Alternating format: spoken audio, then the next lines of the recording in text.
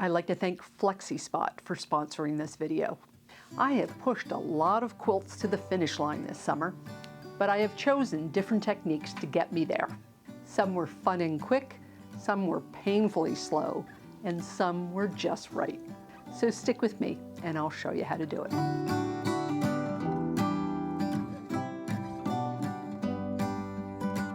Hi, I'm Karen Brown of Just Get It Done Quilts. I give you tips, tricks, and strategies to help you make the quilt that you want to make. And if you like what you see, please click that subscribe button. There are many different styles of long arm quilting, and I realized that last week I did 4. So I thought I would show you why I chose different types for different quilts. But before I begin, my studio needs a little bit of a tidy up.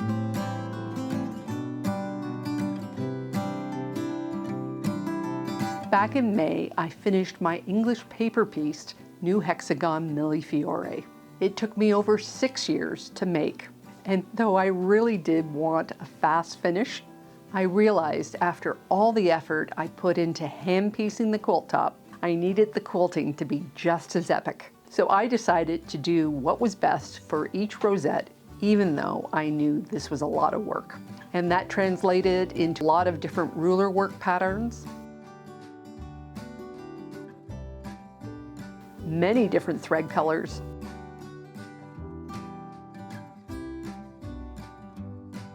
and that meant I had a lot of threads that I had to bury.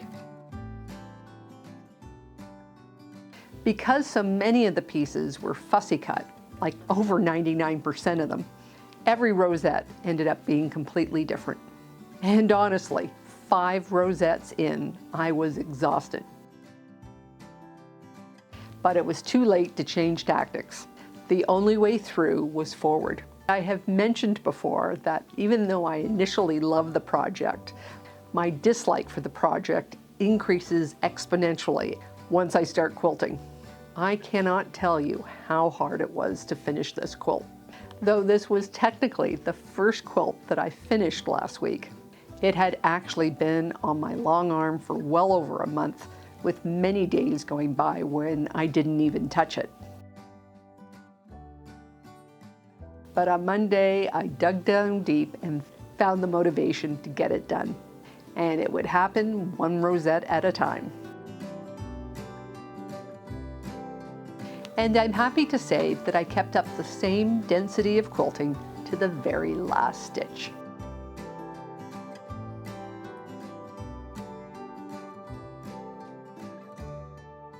Now it just needs a label.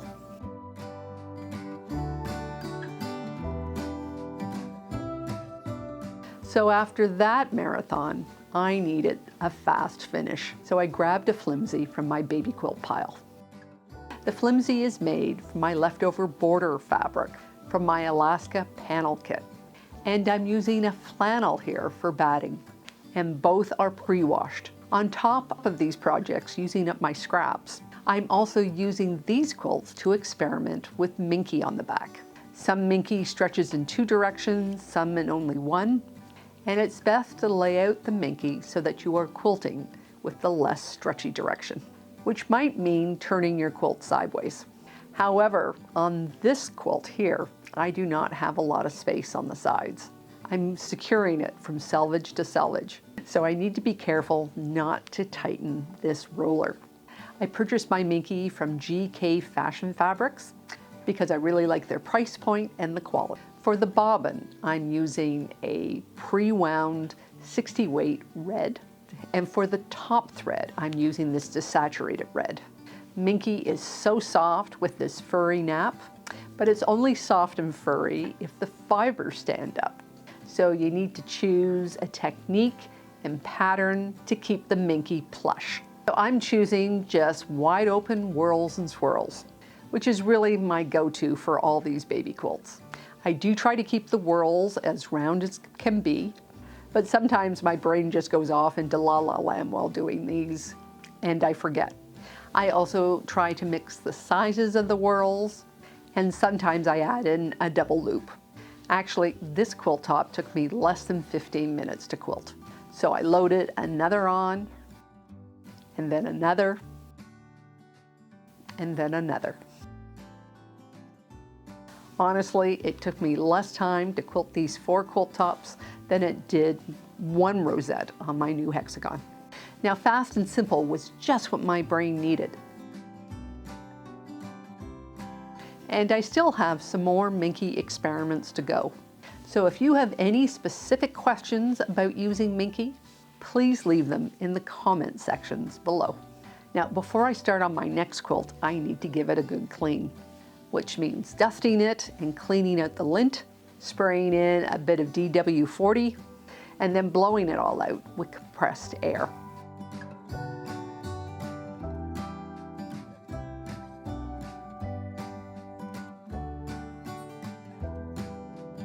And after I wipe it all up and give it a few drops of oil, I just need to change the needle.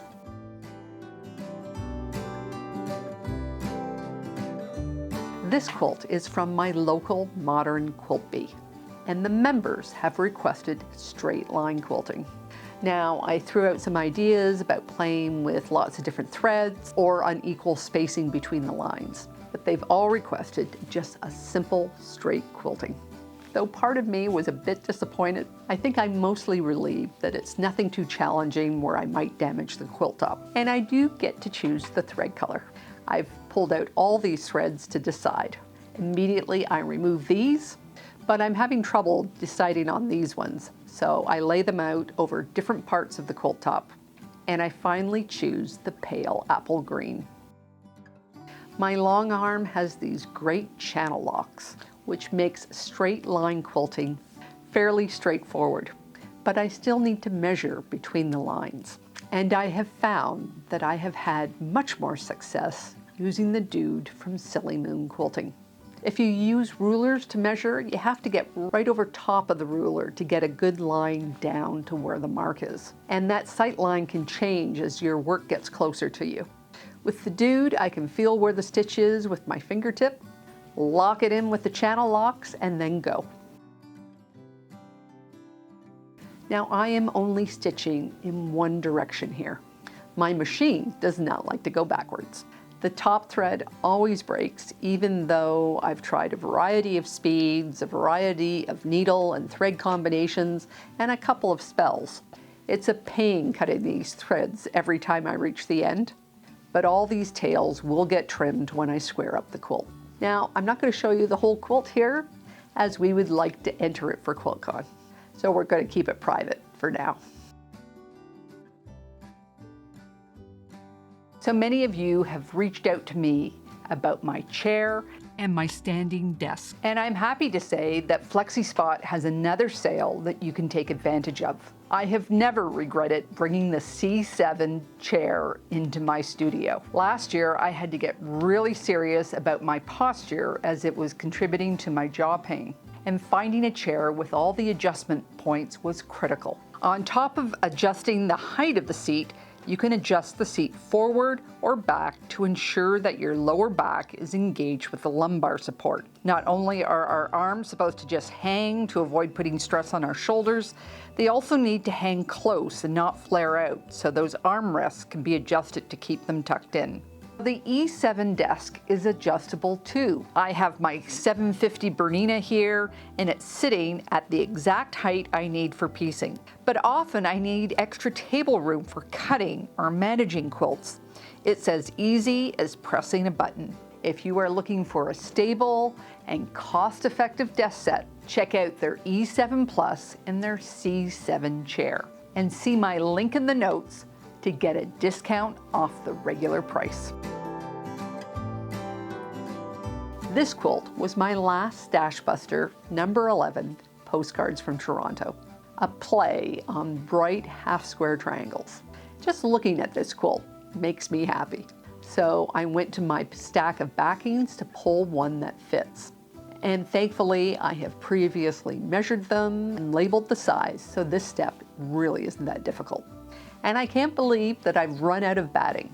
So I'm going to use 2 cutoffs and splice them together.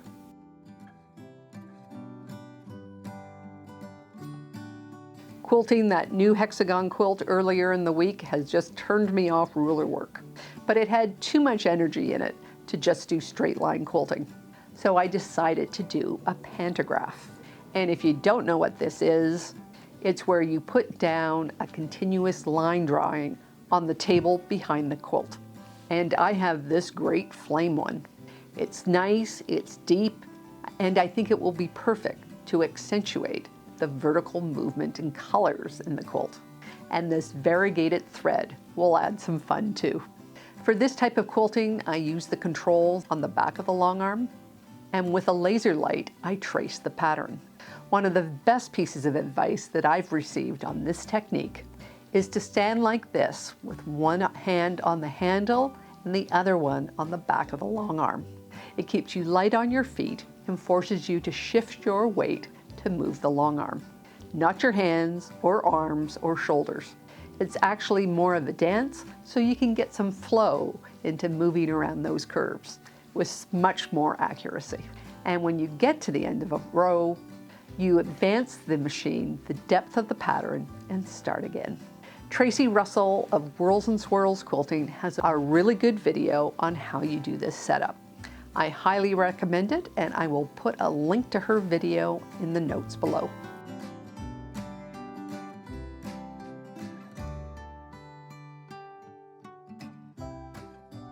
And it really didn't take that long to finish this one. I hope you like it as much as I do.